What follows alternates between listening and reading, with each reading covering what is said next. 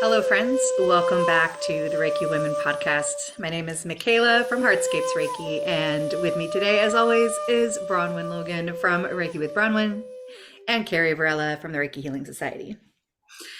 And we are circling back together again today to have a chat about something that, for anybody who has been interested in Reiki, practicing Reiki, or any similar type of practice that's a little bit outside of what one might consider conventional spaces.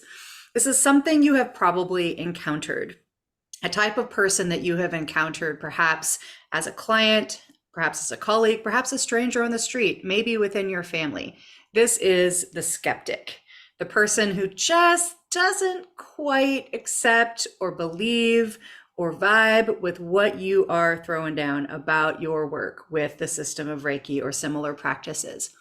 And the question that we sometimes get asked, and that was asked in the Reiki Healing Society recently, is what do you do with those conversations when somebody confronts you or even just questions with that energy of skepticism? And that might look like a client who's not quite sure if Reiki is for them or is going to work for them, but maybe they've shown up anyway. But it could also be the whole other side of the spectrum, somebody who just is adamantly rejecting what you have to say about the system of Reiki. So we thought we would chat a little bit about our experiences with that. And who knows, there may be some useful offerings for those of you who might be navigating skeptics in your practice. So Carrie, I'd love to hear, since this was a question that came up most recently in your group, although I think we've all kind of had to work with it from time to time, I'd love to hear what is coming up for you. Yeah, great. I think we've all probably had to deal with skeptics one way or the other. And truthfully, also in my own process, I feel like I've had to kind of confront my own inner skeptic or my own self-critical, you know, belief system, because Reiki is intangible. It dwells in this realm of subtlety, and for a certain type of person who may be wired a certain way, that subtlety is either lost on them or it's a struggle to find value with it. And I think a lot of times skepticism also can point us in the direction of some sort of spiritual trauma, Mm. where somebody might be closed down to this whole notion of spiritual healing, due to some sort of traumatic event in their childhood and their life,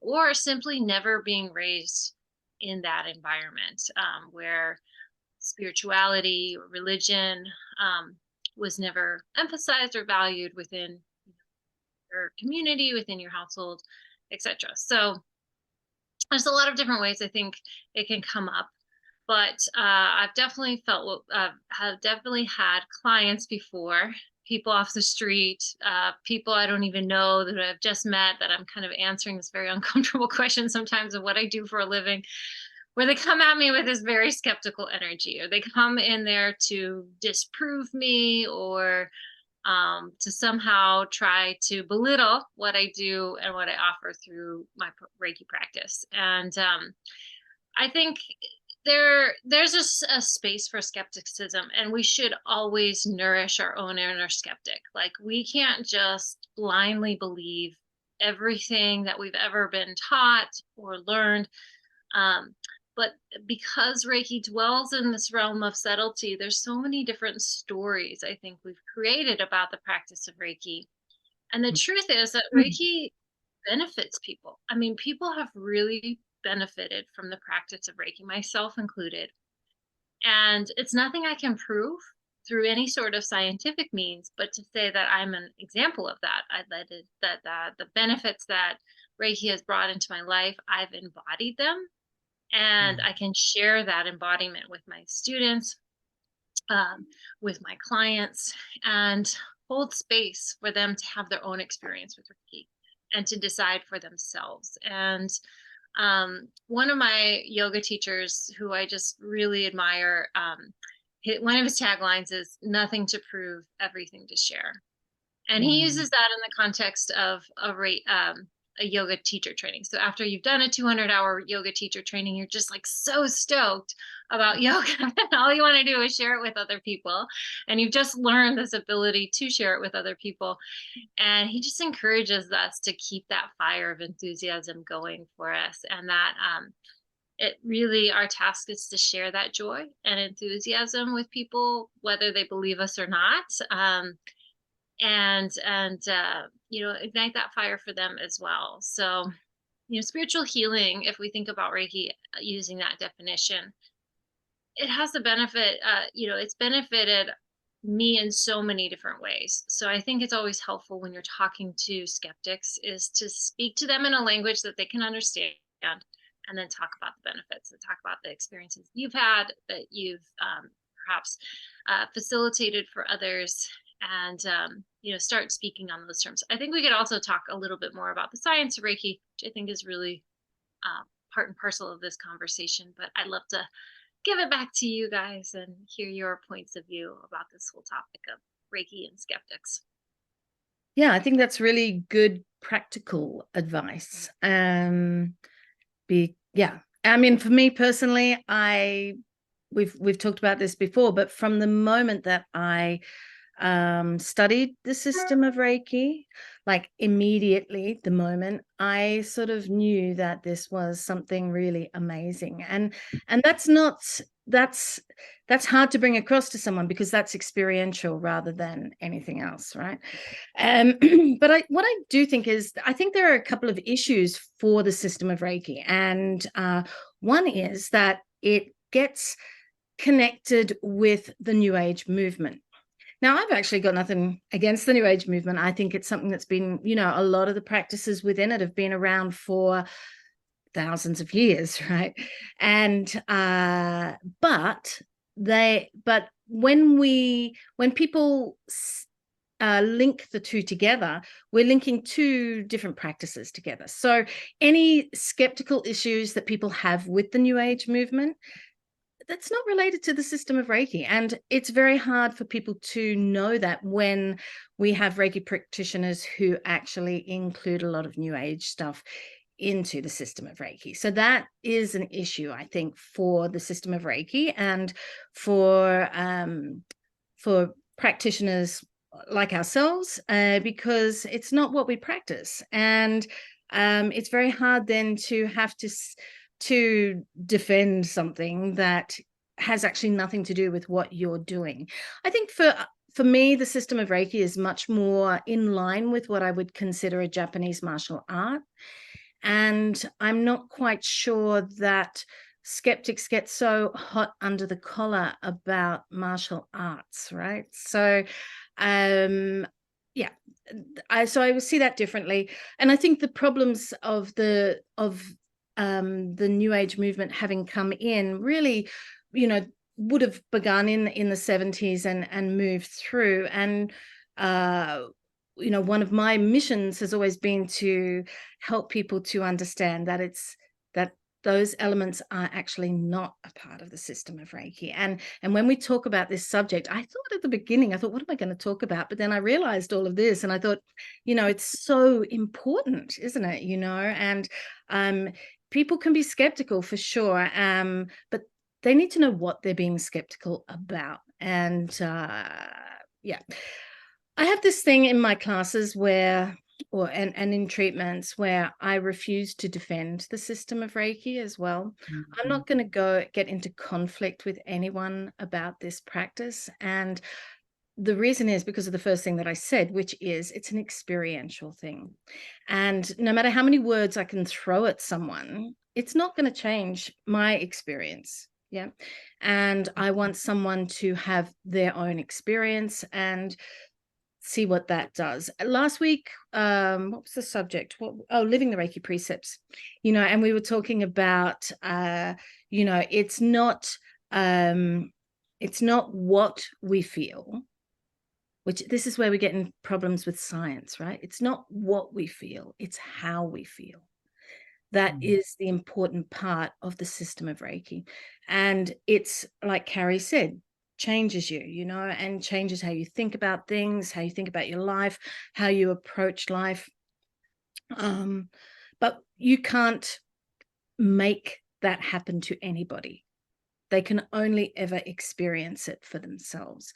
We've had past episodes on the placebo, for example, and I think that is a really that was, you know, one of our favorite ones from last year, I guess. Yep.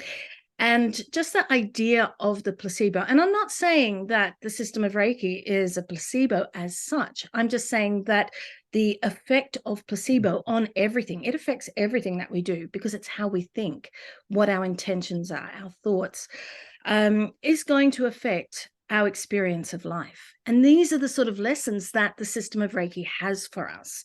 And these are not things that really we can scientifically prove, except for our well-being. And that's where I always think, as far as scientific research goes, I don't know, Carrie, you might have some good thoughts on this one, or Michaela as well. But, you know, for me, it's very much like we can measure, you know, on a scale of 1 to 10, how we're feeling. You know, do we feel like crap?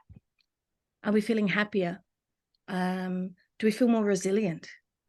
You know, these are things that are not about curing something.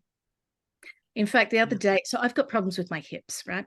And it's a degenerative thing. And the other day I spoke to someone and I said, oh yeah, no, I've got a problem with that because of my hips. And they said, what? But you're a Reiki practitioner. I said, yeah, I am. And I die too. You know, we all die. So, you know, it's like somewhere along the line, the system of Reiki has been lifted up into some sort of impossible thing that we can't live up to, I think. You know, I actually have a lot more things written down here, but I'll let someone else talk and maybe come back around to some of them. But, you know, we are making it into something, or some people are making it into something that it's not. And you know, then it's very hard for us to practice and to talk about what we do, because it is an impossible task. Yeah, you're bringing so much forward, and that episode on the placebo effect also came right to mind when I was kind of thinking about how to step into this topic, and the idea of okay, but how do we feel after we engage the thing? Carrie, I wanted to circle back to something that you spoke to that's I think is so important, which is that a skeptical nature is a good thing, right? It is a mindset that can help us be discerning. It can help us pay attention to the information that's coming in. It can help us be discerning about the experiences that we have. It can help us filter through a tremendous amount of information that comes towards us. You know, many, many, many different things that are offered to us, that are sold to us, that are, you know, proposed to us as being, you know, the thing that's going to solve the problem that we're working with. And without, you know, as they say, a healthy dose of skepticism, we can fall for a lot of things that are not really actually in our best interests or effective. And, you know, not even talking about, you know, spiritual practice or healing or, you know, but just in life in general, right? We talk about the food that we eat, or a school that we might want to attend, or, you know, truly any decision that we might be faced with.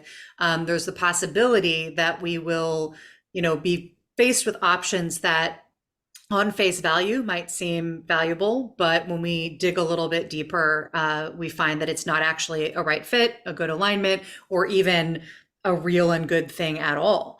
And without a little bit of a skeptical nature, we might not do that digging. We might not scratch the surface. We might not look underneath, and we might be taken advantage of, or waste a lot of time and resources, you know, following a path that ends up not being right. So our skeptical capacity is something that can be nourished, can be respected. Of course, any aspect of ourself can get out of balance. There can be too much of it or too little of it. Within the system of soul collage that I facilitate, that I talk about sometimes, you know, when we talk about an aspect of ourself being shadowed, we're talking about it in those terms. There's maybe too much of it or too little of it. So too little skepticism, we might get taken advantage of or waste time and resources. Too much skepticism, we might outright reject anything that comes our way that's outside of a very narrow definition of what is good and true and right. That is, maybe a little bit too bound up in narrow beliefs. So obviously finding a balanced place with our skeptical nature is valuable to us just as people. And when we talk about a system of healing, a system of spiritual practice where, potentially you're going to invest a tremendous amount of energy, of time, of heart, of feeling, of belief, of vulnerability, of trust, possibly of money into practitioners to help us. We want to be able to be discerning and to make good choices. And so, on the other side of that, we as practitioners who, for our own reasons, our own experiences, believe in what we're offering, right? I'm going to just go ahead and make the assumption that those of you listening, you believe in what you're offering, right? You have reason to believe it through your own experiences.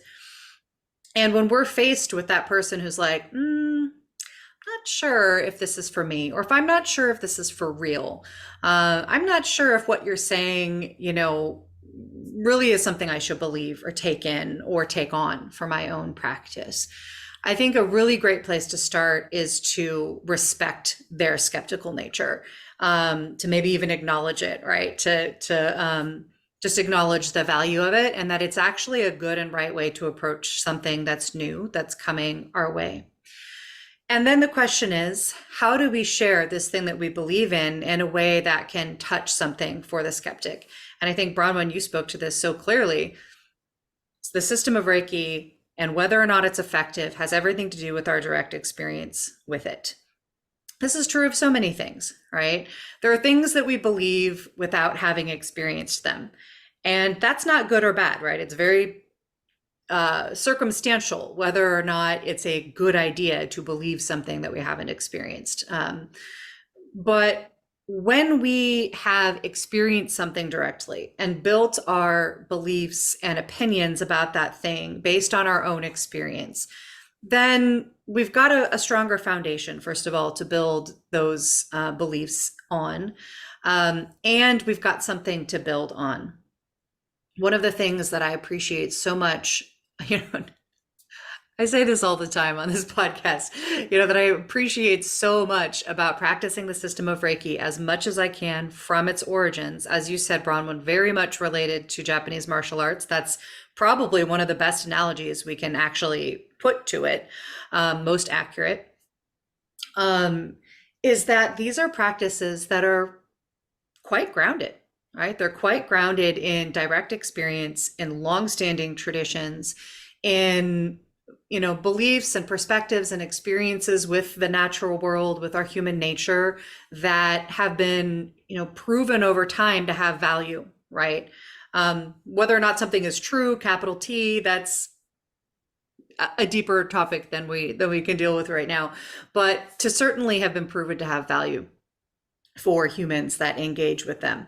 And the foundation of the system of Reiki from these perspectives is very simple, very clear, very direct, and very easy to speak to and then to experience why it would be beneficial, right? We practice the system of Reiki to be unattached to our fear and our anger, to live in a state of gratitude, a state of compassion for self and others, and to be true to ourselves. When presented with that framework that the precepts give us for why would we practice the system, who can argue with that? who can like say, okay, those outcomes make no sense, right? Those outcomes are not good outcomes. So if you can accept that those outcomes are good and right outcomes, or put another way, I often say the system of Reiki helps us to live a life that's grounded, spacious, and connected to help us remember ourselves. These are good outcomes. Then the next question is, well, how does this system of practice get you to those outcomes? Well, again, very simple practices, very straightforward, rooted in things that more and more people have more direct experience with, things like the importance of breathing and calming our nervous system, the value of meditation and training our mind.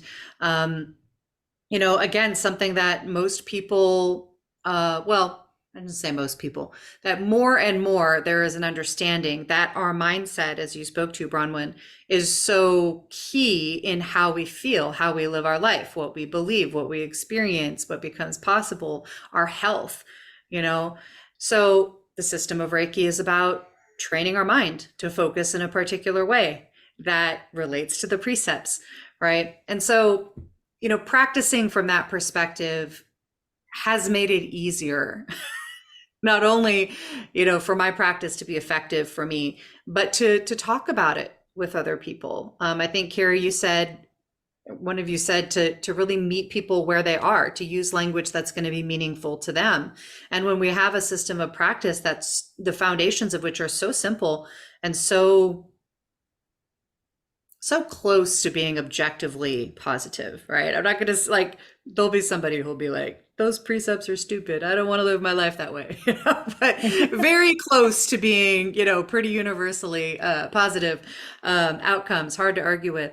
When that's our foundation, it's so simple. It is not that challenging to find ways of talking about it with people across a really wide spectrum of experience and belief. And that includes a wide spectrum of religious beliefs, although you'll always run into incompatibility, right? Working with a system of practice that does have its roots in esoteric Buddhism. I have definitely had conversations with, for example, people who have a particular Christian perspective that I would say is more fundamentalist in nature. There's going to be just an automatic rejection of something that has its heart in Buddhism. And that's, as you said, Bronwen, not something I'm going to argue with, right? I don't need to defend, this system of practice that's so, well established in that conversation. That person gets to have the belief that they have, right? Their skepticism is coming from their own perspective, their own beliefs. I don't have to argue with that. But outside of, cases where a person really has a very strong reason to be skeptical or to, object or reject what you're saying, there's a great flexibility in talking about the system of Reiki in ways that can resonate with a wide range of people. The more esoteric points, the points that start to feel a little bit more floaty, a little bit less grounded, a little bit less tangible, that you would maybe work with as you work deeper with the system, those don't have to be part of the conversation, right? Not in the beginning. And I agree with you, Bronwen. When we come back to the roots of the system of Reiki and separate that out from the tradition of New Age spirituality that is relatively young and is an amalgamation of lots and lots and lots of different traditions that often get blended in ways that don't necessarily make sense and often raise their unbelievability for the skeptic. When we can kind of separate that world out, at least a little bit, in how we talk about it, it becomes easier to have conversations with people who are feeling skeptical, that are generative and positive, and that open it up. And if at all possible, if we can invite that person into a direct experience with a simple practice from the system of Reiki, that's going to make all the difference for them, much more than any words we could say ever will. Yeah. Well, I love all that you have spoken to, both you, Michaela and Bronwen. I think really good points to consider. First of all, that combination between Reiki and New Age metaphysical movements. Another way of describing that is a whole movement around being spiritual but not religious. And I think that Usui is actually a part of that, because he was developing the system of Reiki at a time where Japan had opened up its doors to the West. There was a lot of movement between different types of spiritual traditions. And in many ways, Reiki is kind of a combination of that. Hi. I'm talking to my friends right now. What does this go on? This goes on a bottle of wine. whipped out all of our yeah, why don't you put it on your kitty cat? That's a great idea. What an Not right. adorable interruption. Oh, sorry. I love it. But Yusui, the creation of Reiki really fell. Oh, I'm sorry. Fell within, I think, that how that was happening in Japan. And I think this spiritual but not religious movement is a really powerful one, because before, people's whole lives might have been dictated by religion. And our ability to choose for ourselves, to make our own beliefs, to find a spirituality that's not religious, I think has been a pathway for me with Reiki. And so I think that's a really beautiful thing. I think, just a question, Carrie, do you think that skeptics have an issue with that? Because I think kind of come from that, that what they're concerned about potentially within the system of Reiki or any spiritual belief is that they're going to lose their own autonomy, or ability to think for themselves, to decide for themselves, that spirituality might mean rules, and potentially also there might be some ancestral or spiritual trauma related to that as well. So within Buddhism, they talk about reincarnation. So potentially we could have past lives of women who were burned at the stake for being witches, and, other people who live monastic lives and are, seeking to grow from the spiritual level outwards. And so the system of Reiki might support them in that, and it might not support them. And that's really only for that person to decide. Is that I answer your question? Yeah, I mean, because I was thinking about like research papers, yeah. And when people use spiritual language in research papers, then scientists tend not to take it seriously, even if the research is okay. You know what I mean? Like if it, I think the scientific world could possibly loosen up a bit, to be honest. But I'm not a scientist, so but yeah, there's that sort of like dislike of spiritual language, or even just loving language, and there's nothing wrong with loving each other. I mean, for goodness sake, like, but with that idea that that's not scientific. I was just curious about that. I don't really know much about it. Yeah. And I actually have a really, maybe I can post it for you, and we can put it in the show notes, but I have this really good video from Harvard Medical about, first of all, there's been so many Reiki volunteers who've offered Reiki to people with serious health issues like cancer in Harvard Medical hospitals. I couldn't think of the word there. I'm a little distracted. And the administrator of this was said, we want Reiki in our hospitals because people want it. People have been asking for it. People have been benefiting from it. Yeah. And as a result of that, Reiki has received some pretty high profile scientific studies on its efficacy.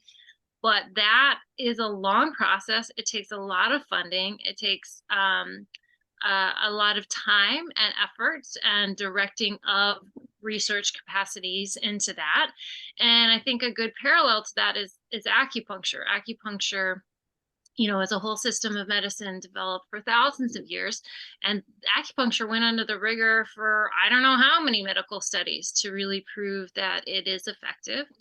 And as a result, it now, is integrated into medical models. And I think that's a really wonderful thing. Personally, I'd say that I think Reiki fits a little bit better within the context of psychology, because it's really dwelling in this space, this subtle space of our mind, our heart, our emotions. Yeah. And in that space, there is a great way to define the efficacy of it, but it's not necessarily having a full healing, where suddenly your cancer is no longer existing in your body. I think that that's a pretty high standard to put on anything, particularly a subtle healing energy like Reiki. But nevertheless, we know that there has been some pretty powerful healing that's happened for folks within the context of Reiki. And so I think it's helpful to bring that in too. But I think most Reiki studies haven't really shown a huge beyond placebo effect for healing physical ailments. But I think within the context of psychology, I think there's so much that Reiki could really, there could be done for Reiki. Okay, I'm cool. Yeah, I'm gonna you did very well. And you've got such lovely hair.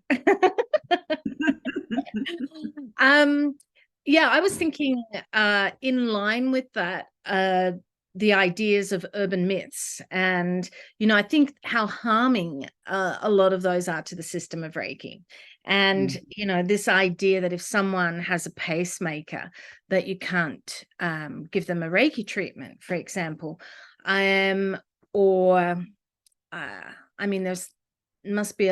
are a lot more of those types of myths, but when people hear that, we've spoken about this before. If it were true, we'd be famous if we could actually do that sort of thing. And, as you said, Carrie, it's subtle and it's not, it isn't, I know we can have cathartic experiences for sure. And that's very much depends upon the space that we're in at the time and what we're going through. There's like a mini Carrie. And, it's, it's like what, whatever we're going through, how open we are to that shift and that change, that will result in how we feel. Yeah. But it's not like I always say Reiki, it's not a pill.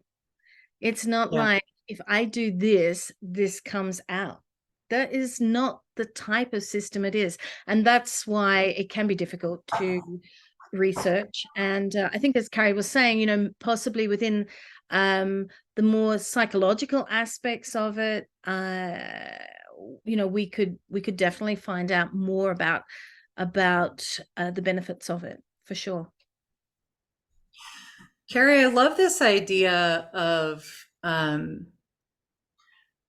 of recontextualizing Reiki under the system of psychology more so than physical medicine.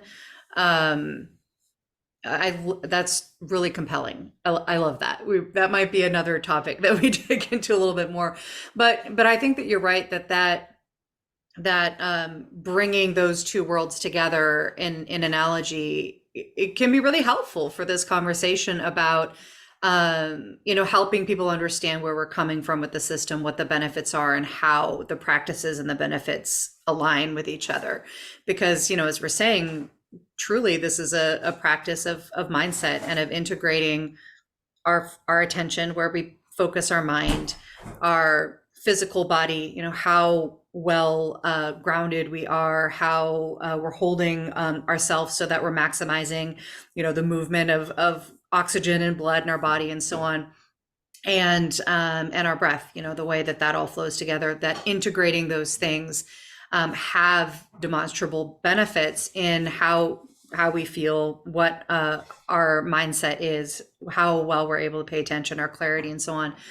That brings about these outcomes that we're describing. And that I think is a really, that feels like a really valuable way to talk about Reiki within a number of different perspectives. Because, one of the things that's clear in this conversation is that skepticism can come from any direction, right? It can come from scientific communities, as you said, Bronwen, who might, write it off as being, unstudied and out there and, not grounded in physics and the physical world. It can come from people from other religious backgrounds, right? People who have been, who really strongly believe that there is one way to engage with spirit, with the unseen, and Reiki is not it.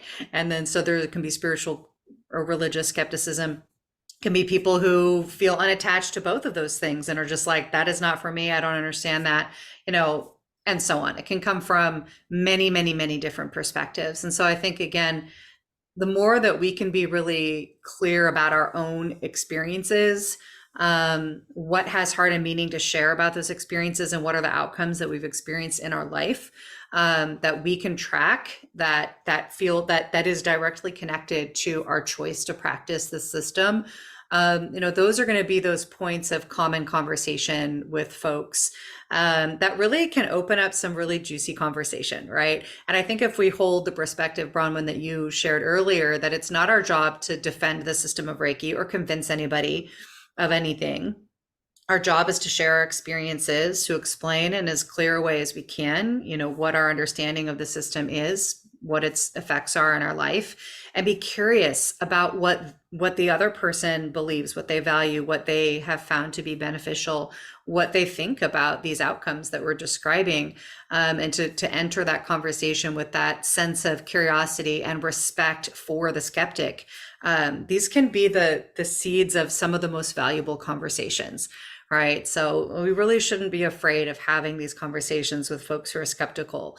There's so much richness to come from saying, hey, we don't believe the same thing right in this moment, or we're not seeing this thing the same way. This is some fertile ground for some really interesting conversation. Mm. Yeah. I love all of that. And another prior episode that I think is really helpful that kind of we can weave into this one is the one where we talk about how to talk about Reiki.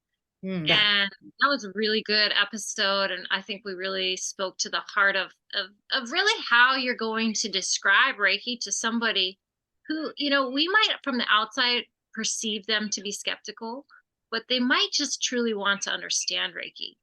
And so how do we describe this thing that we love so much, we're passionate about, that's changed our life for the better? How do we describe that to somebody in a way that they can really listen? And I think that that's a highly intuitive exercise. Like, that's where I'm like, if I was a Reiki master, I have to put my energy into doing that, because I'm reading the person. I'm really trying to understand what they want to hear, or what they want, how I can speak to them in a way that they will understand. And so that comes down to, I think any Reiki practitioner should have a 30-second spiel on Reiki. That is skeptic proof that helps you describe Reiki to virtually anybody, and also have in your toolkit a few things that might be useful when you're talking to skeptics, such as a Harvard medical study, or knowing about the current research on the system of Reiki, sharing one or two of your own experiences with it. I also really like to tether a description of Reiki with just a whole Eastern worldview, which is different than a Western mind, but to give people that opportunity to respect how the other half of the world lives and understands how the world functions.